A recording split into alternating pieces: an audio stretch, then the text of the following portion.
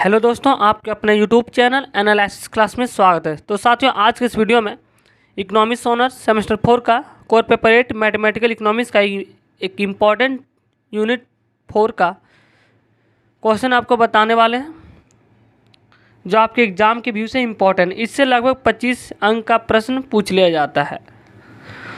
तो आज के इस वीडियो में आपको हम टाइप्स ऑफ मैट्रिक्स बताने वाले हैं, मैट्रिक्स का ऑपरेशन, इसका डिटर्मिनेंट, इन्वर्स, क्रेमर रूल्स। इसलिए वीडियो को अंत तक पूरा देखें, क्योंकि इसी से इम्पोर्टेंट चैप्टर है। इसी से लगभग 20 से 25 अंक का प्रश्न पूछ लिया जाता है। तो चलिए देखते हैं। पहला हम देखेंगे टाइप्स ऑफ मैट्रिक्स। तो आप देख सकते हैं यूनिट 4 का पहला टॉपिक है मैट्रिक्स, और इसी से 20 से 25 अंक का प्रश्न पूछ लिया जाता है इसी यूनिट 4 से। तो पहले हम जानेंगे मैट्रिक्स है क्या या कितने प्रकार का होता है। इसके बाद हम मैथ के प्रश्न को सॉल्व करेंगे बहुत इजी तरीके से। पहले हम समझ लेते हैं मैट्रिक्स क्या है, क्योंकि इसी से शॉर्ट टाइप प्रश्न भी पूछ लिया जाता है। तो पहले समझ मैट्रिक्स क्या, what is matrix, how many kinds of matrix. Matrix को हिंदी में आव्यूह कहा जाता है। तो मैट्रिक्स जो होता है एक आयताकार अंकायत होता है, जिसे पंक्तियों, जिसे रो कहा जाता है, और स्तंभ कॉलम में व्यवस्थित किया गया है, उसे मैट्रिक्स कहा जाता है। एम जो होता है पंक्ति को बताता है, और एन जो होता है कॉलम स्तंभ को बताता है, जो m इंटू एन संख्या के विन्यास के रूप में लिखते हैं। इसे ही हम लोग मैट्रिक्स कहते हैं। तो आइए देखते हैं मैट्रिक्स को इस फॉर्म में लिखा जाता है। आप देख सकते हैं ये हो गया मैट्रिक्स का सिंबल, जो ये 1 1 रैंक ऑफ मैट्रिक्स को बता रहा है, पोजीशन, ये 1 2, ये 1 3 डॉट डॉट, ये 1 n। इसे रो कहा जाता है, first row, second row A21, A22, A23 dot dot, A2n। तीसरा रो है A31, A32, A33 dot dot dot 3n। इसी तरह चलते रहेगा। 11, 21, 31, 41 इसी टाइम में मैट्रिक्स के फॉर्म में लिखा जाता है। तो आइए इसको हम थोड़ा और डीपली से समझते हैं। तो अब मैट्रिक्स का सिंबल इस टाइप में होता है, आप देख सकते हैं, आयताकार अंकायत के रूप में, जो इस पोजीशन को रो कहा जाता है और इस पोजीशन को स्तंभ कॉलम कहा जाता है। तो आपसे ऑर्डर पूछ लिया जाता है, ऑर्डर यहाँ पे लिखा जाता है। ऑर्डर जो होता है, तो पहले हम समझें कि आयताकार अंकायत के रूप में एक मैट्रिक्स के रूप में लिखा जाता है, और जिसे रो के रूप में, रो को R से डिनोटेट किया जाता है और कॉलम को C से, या इसे आप M से भी डिनोट कर सकते हैं या N से भी डिनोट कर सकते हैं।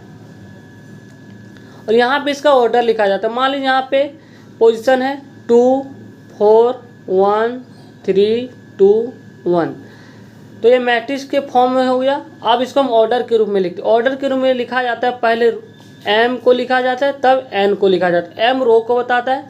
यहाँ पे हम देखेंगे रो कितना है। रो को 1 2, ये हो गया रो 2 हो गया।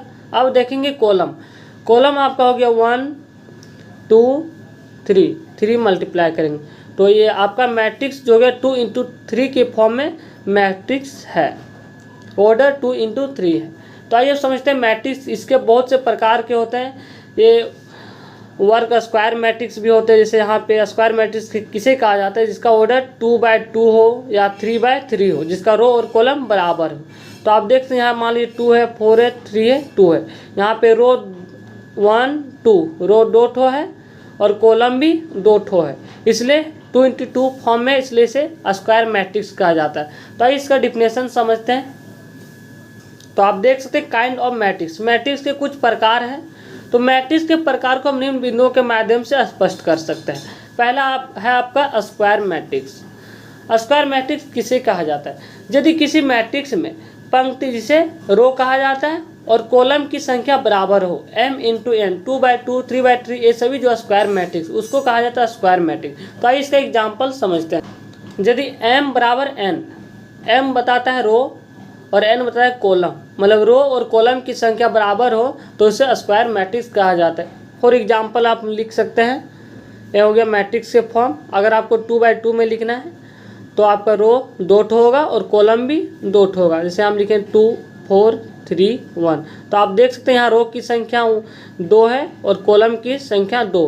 तो पहले हम रो को लिखेंगे 2 है और कॉलम भी 2 है। इस 2x2 का मैट्रिक्स इसे स्क्वायर मैट्रिक्स कहा जाता है, क्योंकि आप देख सकते हैं इसमें रो की संख्या 2 है और कॉलम की संख्या भी 2 है, इसलिए यह एक स्क्वायर मैट्रिक्स है। दूसरा पॉइंट है रो मैट्रिक्स किसे कहा जाता है, जिसे पंक्ति आव्यूह हिंदी में कहा जाता है। यदि m = 1 यानी कि m जो होता है रो को डिनोटेट करता है, अगर रो की संख्या 1 हो तब इसे मैट्रिक्स में केवल एक पंक्ति रहेगी, इसे पंक्ति आव्यूह कहेंगे, रो मैट्रिक्स कहते हैं। जैसे मान लीजिए फॉर एग्जांपल आप देख सकते हैं ये कोई मैट्रिक्स फॉर्म में है, देख सकते हैं ऑर्डर 3 4 5 ये आपका नंबर है, जो रो 1 है और कॉलम देख सकते हैं 1 2 3। तो 1 × 3 के फॉर्म में यहाँ पे आप देख सकते हैं रो की संख्या सिर्फ 1 है, इसलिए इसे रो मैट्रिक्स कहा जाता है। वेयर m = 1, जो कि m जो बता रहा है रो को बता रहा है, जो इसका नंबर 1 है, और n जो है कॉलम जो है 3, इसीलिए ऑर्डर m × 3 जो 1 × 3 के फॉर्म में मैट्रिक्स है। नेक्स्ट देखेंगे कॉलम मैट्रिक्स। कॉलम मैट्रिक्स है क्या? तीसरा पॉइंट है कॉलम मैट्रिक्स। यदि n जो होता है स्तंभ को बताता है, कॉलम को बताता है। जब n = 1 है, मतलब रो की जब कॉलम की संख्या 1 हो तो इसे स्तंभ मैट्रिक्स कहा जाता है। तो आप देख सकते हैं एग्जाम्पल मैट्रिक्स के फॉर्म में है, ये मैट्रिक्स फॉर्म को बता रहा है। आप देख सकते हैं कॉलम 1 है और कॉलम 1 को लास्ट में लिखा जाएगा कॉलम, और रो आप देख सकते हैं 1 2 3 कॉलम रो 1, तो 3 × 1 के फॉर्म में मैट्रिक्स को लिखा जाता है, इसलिए इसे कॉलम मैट्रिक्स कहा जाता है। अब समझने वाले हैं नल मैट्रिक्स क्या है। यदि किसी मैट्रिक्स से जो जितना भी सभी एलिमेंट जो होता है शून्य हो, उसे शून्य मैट्रिक्स कहा जाता है। इसे शून्य अक्षर में लिखा जाता है। 0 शून्य नहीं है, यह केवल मैट्रिक्स का एक संकेत को बताता है। ये 0 नहीं से हम कह सकते हैं यह संकेत होता है जो नल मैट्रिक्स का। आप देख सकते हैं मैट्रिक्स के जितने भी एलिमेंट अगर शून्य हो सभी एलिमेंट, तो इसे नल मैट्रिक्स कहा जाता है। अगर किसी भी मैट्रिक्स सभी एलिमेंट देख सकते हैं A11 A12 A13 में सभी पोजीशन में शून्य है, तो इसका वैल्यू 0 हो जाता है। अगर आपसे ऑर्डर पूछा जाए मैट्रिक्स का, देख सकते हैं ऑर्डर 1 2, रो आपका 2 है और कॉलम देख सकते हैं 3 है, तो 3 से मल्टीप्लाई आपका ऑर्डर 2 × 3 के फॉर्म में है। तो नल मैट्रिक्स का एग्जाम्पल भी पूछ लिया जाता है किस प्रकार का मैट्रिक्स है, तो ये नल मैट्रिक्स है। नेक्स्ट पढ़ेंगे आइडेंटिटी मैट्रिक्स, जिसे यूनिट मैट्रिक्स कहा जाता है। यह एक स्क्वायर मैट्रिक्स होता है जिसमें रो की संख्या और कॉलम की संख्या बराबर, उसे स्क्वायर मैट्रिक्स कहा जाता है। जिसका सभी विकर्ण जो डायगोनल आप देख सकते हैं, डायगोनल एलिमेंट जो है जिसका एलिमेंट सेम रहता है लेकिन जो बाकी एलिमेंट होता है शून्य होता है, आप देख सकते हैं।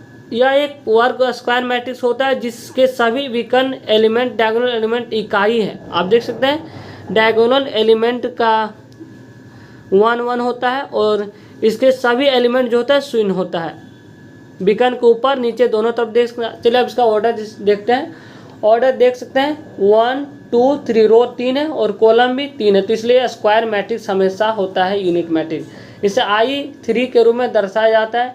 अगर I2 के फॉर्म में रहता तो इसे इस प्रकार लिखा जा सकता था। एक मैट्रिक्स को फॉर्म में देंगे 1 1 0 0 1, देख सकते हैं ये डायगोनल मैट्रिक्स में यूनिट 1 है, तो इसलिए इसे नल यूनिट मैट्रिक्स कहा जाता है। अब समझने वाले डायगोनल मैट्रिक्स है क्या। तो डायगोनल मैट्रिक्स किसे कहा जाता है, तो आइए समझते हैं। यदि किसी वर्ग मैट्रिक्स के, अगर किसी भी डायगोनल मैट्रिक्स जो होता है हमेशा एक स्क्वायर मैट्रिक्स के फॉर्म में होता है। प्रमुख विकर्ण पर स्थित सभी एलिमेंट का जो होता है, विकर्ण के सभी एलिमेंट को छोड़कर शेष यदि सभी शून्य हो तो उसे डायगोनल मैट्रिक्स कहा जाता है। ये समझते एग्जांपल्स। तो आप यहाँ पे देख सकते हैं डायगोनल मैट्रिक्स में विकर्ण के सभी एलिमेंट को छोड़कर बाकी जो एलिमेंट होते हैं शून्य होते हैं, तो इसे डायगोनल मैट्रिक्स कहा जाता है। इसका ऑर्डर एक स्क्वायर मैट्रिक्स से फॉर्म में होता है। स्क्वायर मैट्रिक्स से कहा जाता है जिसे रो और कॉलम की संख्या बराबर है। तो आप देख सकते हैं रो की संख्या यहाँ पे 1 2 3 है और कॉलम की संख्या 1 2 3, तो 3 × 3 के फॉर्म में मैट्रिक्स चलिए अब समझते हैं स्केलर मैट्रिक्स है क्या। स्केलर मैट्रिक्स उसे कहा जाता है जिसके विकर्ण में सभी विकर्ण के एलिमेंट समान हो। तो आप देख सकते हैं डायगोनल में इसके विकर्ण के सभी एलिमेंट जो है समान और बाकी एलिमेंट शून्य, से ही स्केलर मैट्रिक्स कहा जाता है। तो आइए अब कुछ इंपॉर्टेंट प्रश्न को सॉल्व करने वाले हैं मैट्रिक्स के फॉर्म में, जो आपके एग्जाम में पूछा जाता है मैथ के रूप में।